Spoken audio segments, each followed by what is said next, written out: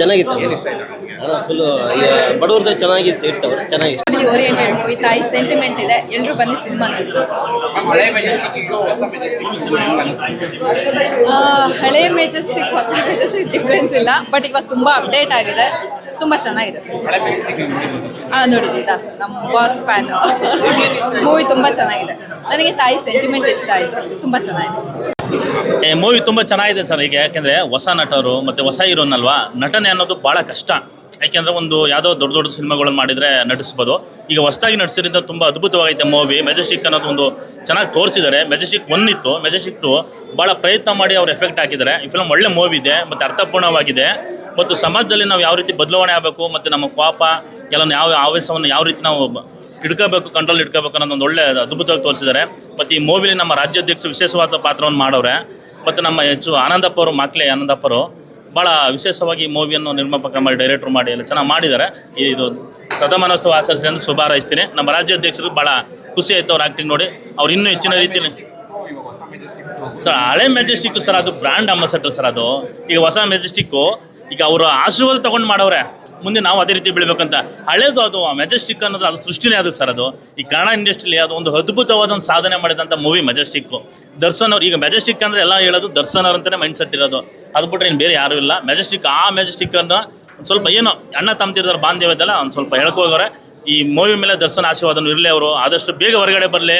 ಸಾರ್ವಜನಿಕರು ಅವ್ರಿಗೋಸ್ಕರ ಕಾಯ್ತದ, ಅವ್ರ ಅಭಿಮಾನಿಗಳು ಅವರೇ. ನಮ್ಮ ಸಂಘಟನೆಯಿಂದ ಅವ್ರಿಗೆ ಭಾಳ ಸಹಾಯ ಕೊಡ್ತೀವಿ. ಏಕೆಂದರೆ ತುಂಬ ಒಳ್ಳೆ ನಟ, ಕಷ್ಟದಿಂದ ಬೆಳೆದವರು. ಏಕೆಂದರೆ ಈಗ ಜನ್ಮದ ಜೋಡಿ ಆ ಮೂವಿಲೆಲ್ಲ ಲೈಟ್ ಮ್ಯಾನ್ ಆಗಿ ಅವರೆಲ್ಲ ಲೈಟ್ ಹೊತ್ತು, ಮತ್ತು ಒಂದು ತುಗದೀಪ್ ಶ್ರೀನಿವಾಸ್ ಅಂದ್ರೆ ಅವಾಗ ಬ್ರ್ಯಾಂಡ್ ಅಂಬಾಸಡರ್ ಅವರೆಲ್ಲ. ಧೀರೇಂದ್ರ ಗೋಪಾಲ್ ಆಗಿರ್ಬೋದು, ಅವರಾಗಿರ್ಬೋದು, ಮತ್ತು ವಜ್ರಮಣಿ ಆಗಿರ್ಬೋದು, ಪ್ರಭಾಕರ್ ಆಗಿರ್ಬೋದು, ಅವ್ರ ಜೊತೆ ಎಲ್ಲ ನಟಿಸಿದಂಥ ಅದ್ಭುತ ನಟ ಅವರು.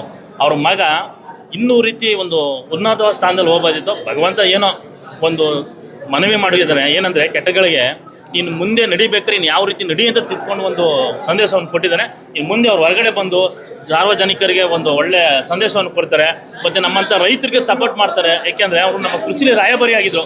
BJP ಸರ್ಕಾರ ಇದ್ದಾಗ ನಮ್ಮ BC ಪಾಟೀಲ್ ಕೃಷಿ ಸಚಿವರಾಗಿದ್ದು, ಅವಾಗ ನಮ್ಮ ರೈತರಿಗೆ ರಾಯಭಾರಿಯಾಗಿ ಮಾಡಿದರು. ಆ ರಾಯಭಾರಿನ ಈಗ ಬಂದು ಅವ್ರು ಕಂಟಿನ್ಯೂ ಮಾಡಿ ನಮ್ಮ ರೈತರ ಜೊತೆ ಕೈ ಜೋಡಿಸಿದ್ರೆ ಜೀವಮಾನದಲ್ಲಿ ಅವ್ರು ಇರೋ ಗಂಟ ಸಾಧನೆ ಒಂದು ಆಗಿರ್ತದೆ. ದರ್ಶನ್ ಅವರು ಇನ್ನೂರು ಹೆಚ್ಚಿನ ರೀತಿಯಲ್ಲಿ ಅವ್ರು ಬಿಡುಗಡೆ ಆದ ತಕ್ಷಣ ಒಳ್ಳೆ ನಮ್ಮ ಕನ್ನಡ ಇಂಡಸ್ಟ್ರಿಗೆ ಒಂದು ಒಳ್ಳೆ ಮೂವಿಗಳು ಕೊಡ್ತಾರೆ.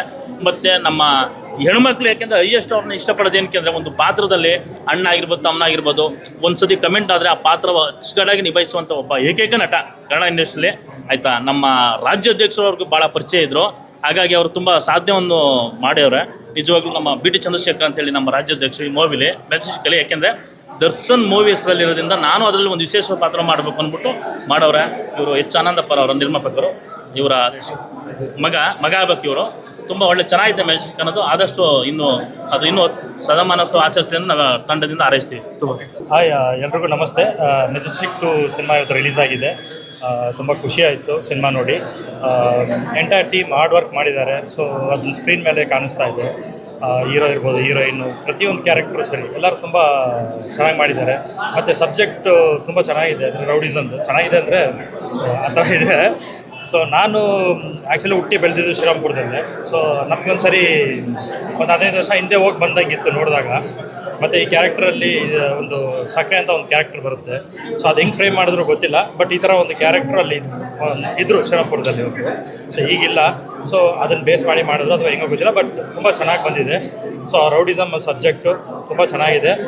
ಬಟ್ ಅದೇ ನನಗೊಂದು ಅವಕಾಶ ಸಿಕ್ತಿದೆ ಇದರಲ್ಲಿ ಒಂದು ಕಾಸ್ಟ್ಯೂಮ್ ಮಾಡೋದಕ್ಕೆ. ಸೊ ಅದರಿಂದ ನನಗೆ ಒಂದು ಎಕ್ಸ್ಟ್ರಾ ಖುಷಿ ತುಂಬ ಚೆನ್ನಾಗಿದೆ. Thank you. ಈಗ ಈ ಸಿನಿಮಾದಲ್ಲಿ ನಾನು ಕೋ ಡೈರೆಕ್ಟರ್ ಕೆಲಸ ಮಾಡಿದ್ದೀನಿ. K. ವಿಜಯಕುಮಾರ್ ಭದ್ರಾವತಿ ಅಂತ ನನ್ನ ಹೆಸರು. ಸಿನಿಮಾ ನಮ್ಮ ತಕ್ಕಾಗೆ ನನ್ನ ಅನುಭವ 30-40 ವರ್ಷದ ಅನುಭವನ ಇದಕ್ಕೊಂದು ದಾರ ಎರೆದು ಒಂದು ಸ್ಕ್ರೀನ್ ಪ್ಲೇ ಥರ ಮಾಡಿ ಡೈಲಾಗ್ ಅದೆಲ್ಲ ಕರೆಕ್ಷನ್ ಎಲ್ಲ ಮಾಡಿಕೊಂಡು ಒಂದೊಳ್ಳೆ ಸಿನಿಮಾ ಮಾಡಿದ್ದೀನಿ. ಇನ್ನೆಲ್ಲರೂ ಪ್ರೇಕ್ಷಕರು ನೀವೆಲ್ಲ ಪ್ರೇರಣೆಯಿಂದ ನಮ್ಮ ಸಿನಿಮಾ ಗೆಲ್ಲಬೇಕು ಅಂತ ಕೇಳ್ಕೊತೀನಿ. ಎಲ್ಲರೂ ಥಿಯೇಟ್ರಿಗೆ ಬಂದು ಸಿನಿಮಾ ನೋಡಿ.